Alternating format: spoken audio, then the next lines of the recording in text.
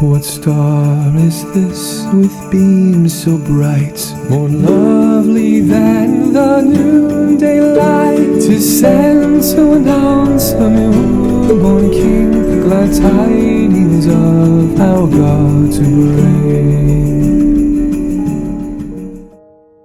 Arise, shine, for your light has come, and the glory of the Lord rises upon you.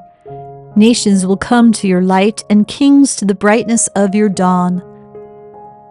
January 6th is a celebration of Epiphany, a time in which we remember how the Christ light was revealed to all people.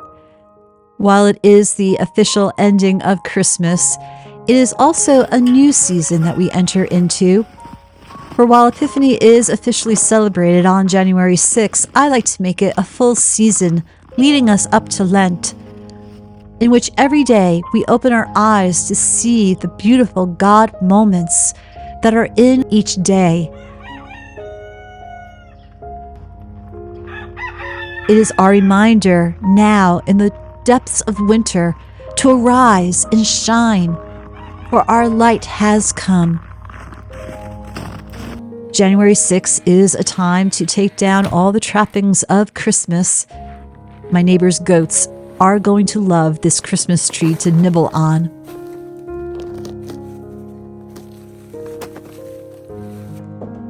But it was also a time back in the 18th century, especially in the southern colonies, of great celebration. In fact, January 6th, Epiphany, was actually bigger than December 25th. It was a popular time, too, for weddings. George and Martha Washington got married on January 6th back in 1759.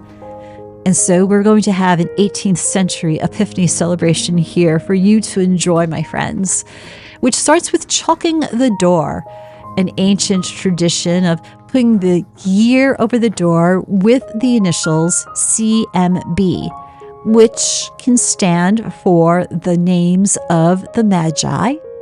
There was Casper, and then Malchoy, and then Balthasar. They brought the gifts to the Christ child of gold, frankincense, and myrrh.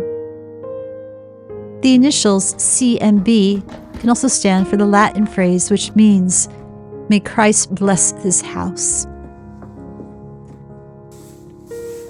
Another old tradition is to sweep out the old year and to open the door and make sure you welcome in the new year. Of course, there was a lot of dog hair to sweep away, but I'm not going to sweep away Fritz. He's too precious. Before our celebration of Epiphany, I decided not to make a fruitcake in which Martha Washington had for her wedding celebration on January 6th. It is said that she wore bright yellow brocade gown and purple satin shoes. Quite festive. Instead, I pulled out an old recipe for a Tipsy Hedgehog. No, my friends, it's not a real hedgehog, but I found it in Hannah Glass's The Art of Cookery from 1747. It is simply a concoction of almond flour, eggs, and sugar and sherry and cream, and you mold it into the shape of a hedgehog. As to why the hedgehog, there's no real significant meaning behind it, except that back in the 18th century, there was a trend for whimsical food. And it made the perfect centerpiece for our Epiphany table.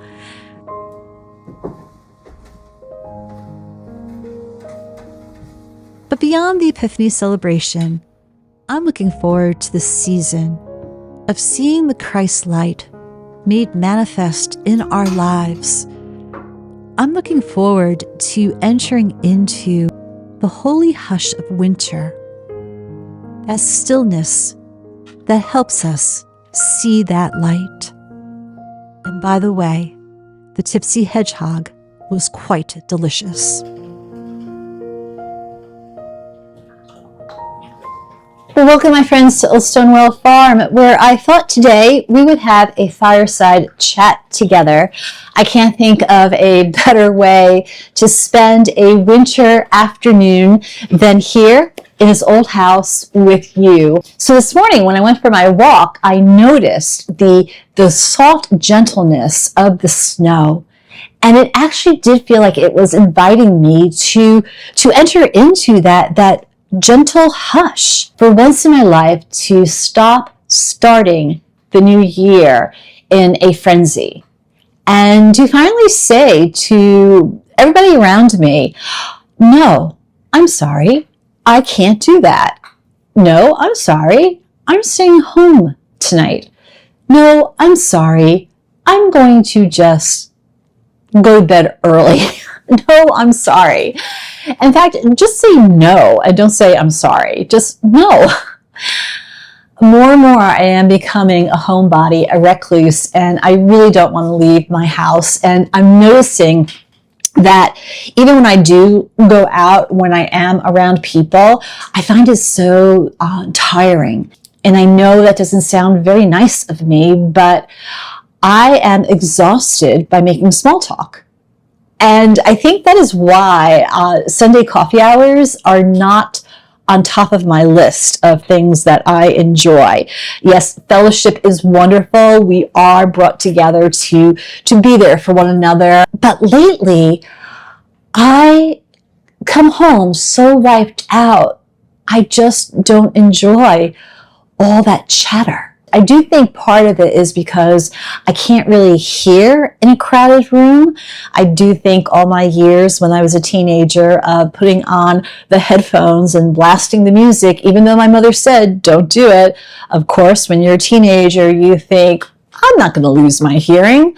I think it did some damage to my ears. So I think I find the Sunday coffee hours tiresome, because I really can't hear people. I don't understand what they're saying. I can't hear in a crowded room. And my husband is the same way. If we're out in a restaurant and there's a lot of noise, we just don't talk to one another. We can't hear one another.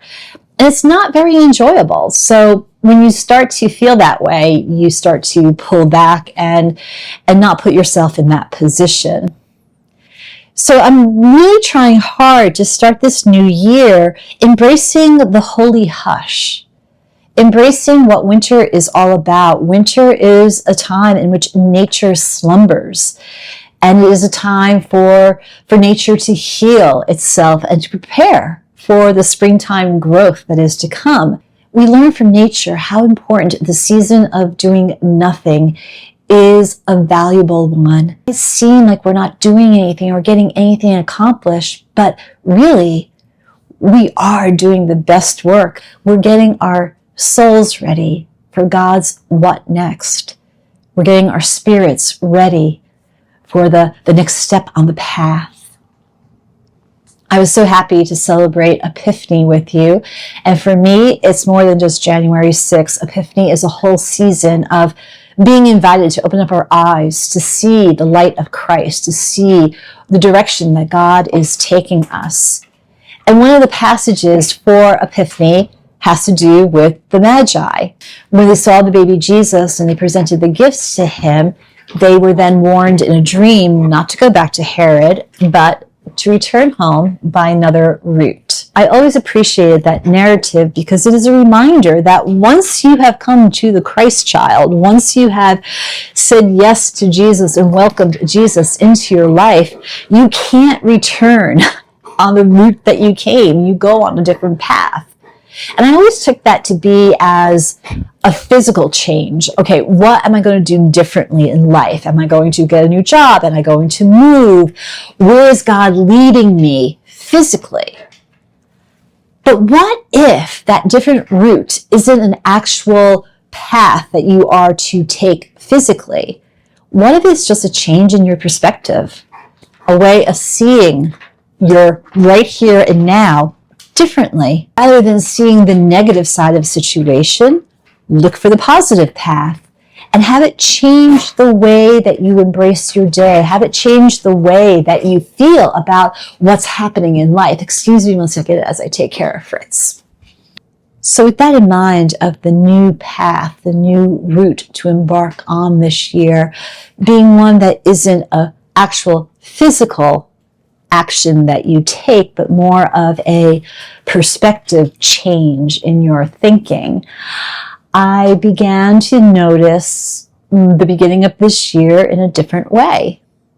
I went for my walk this morning and snow was gently falling and the flakes were so big and they seemed to just float in like slow motion.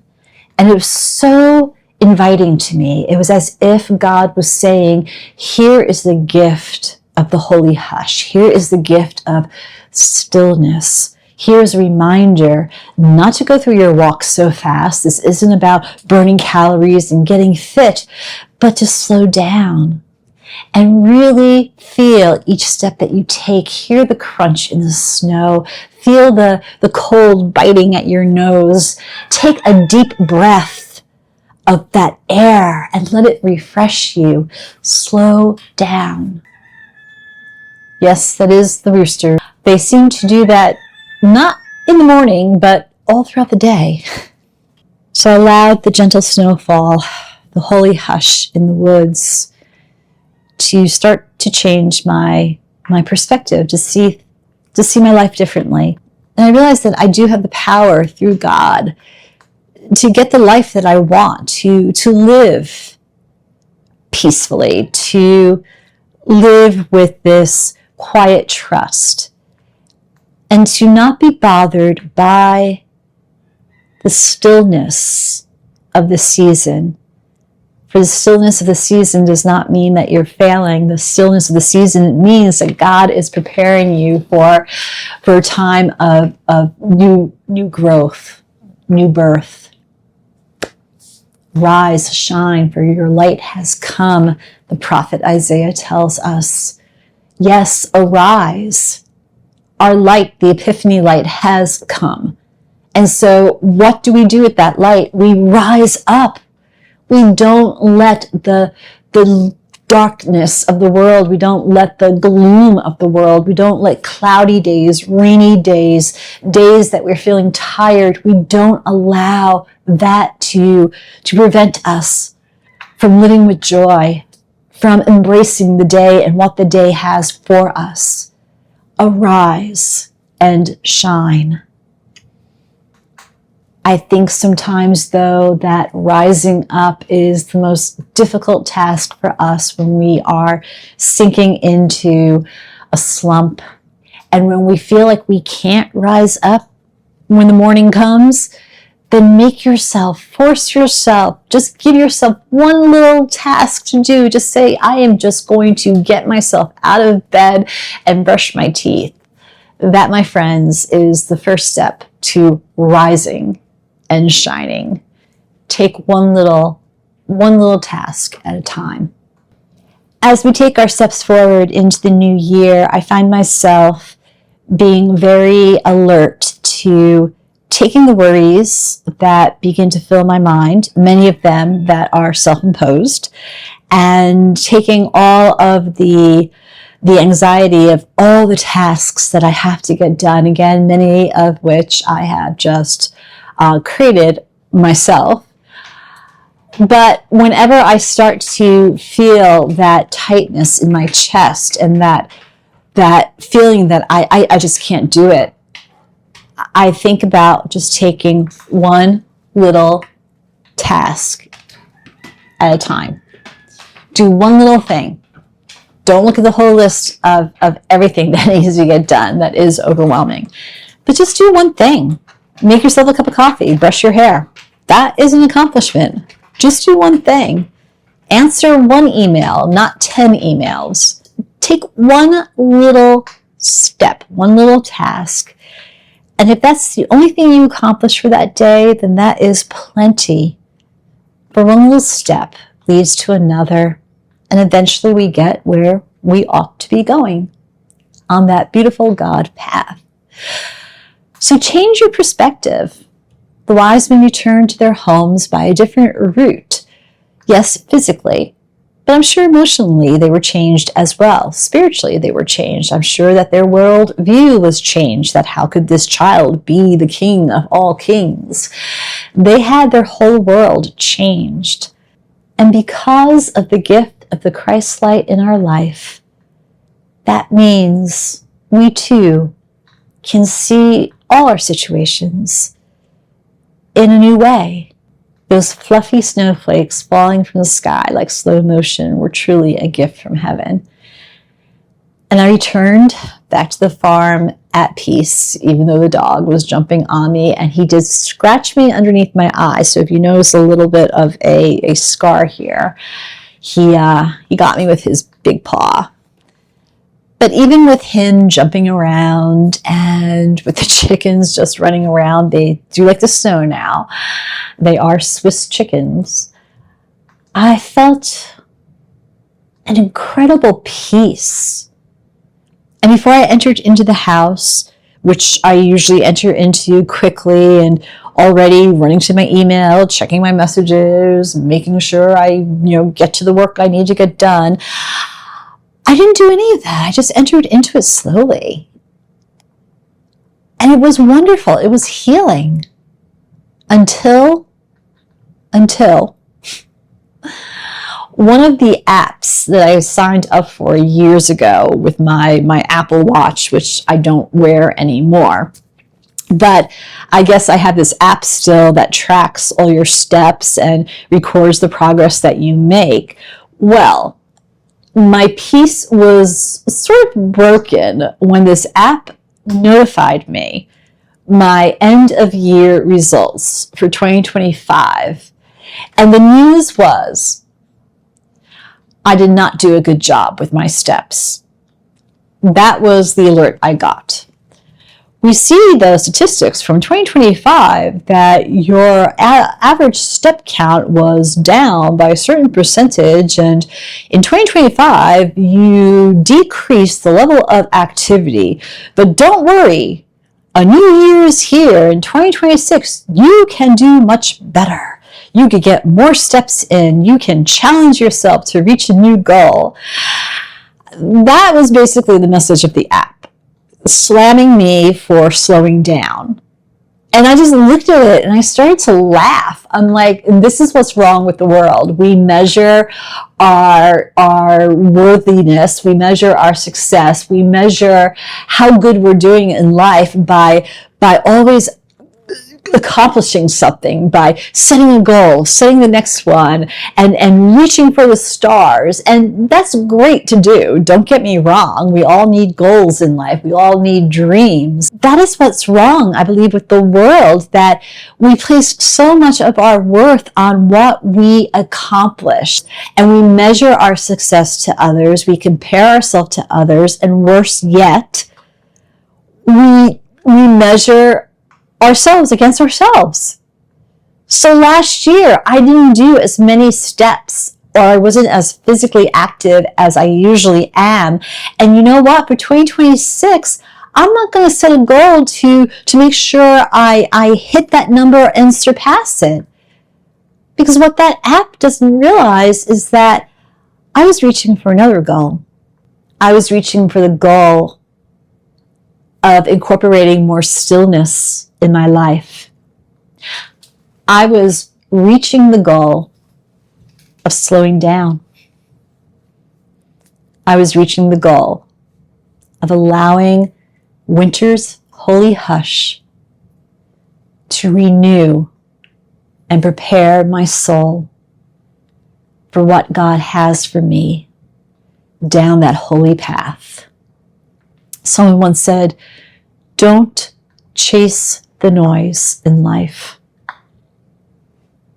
Embrace the quiet. I like that a lot. Don't chase the noise, but embrace the quiet. Because there's so much to learn in that quiet. There's so much to be revealed in the stillness. The world enters into the new year all wrong. And it's time for us to say that. It's time for us to push back and say, no, we are not going to start a brand new year with this frenzy of things that we have to get done because we put them off before the holidays. We have to say no to that. Rather, we need to recognize that as January begins, that means that we are in the height of winter slumbering. We are right there in the hush of winter.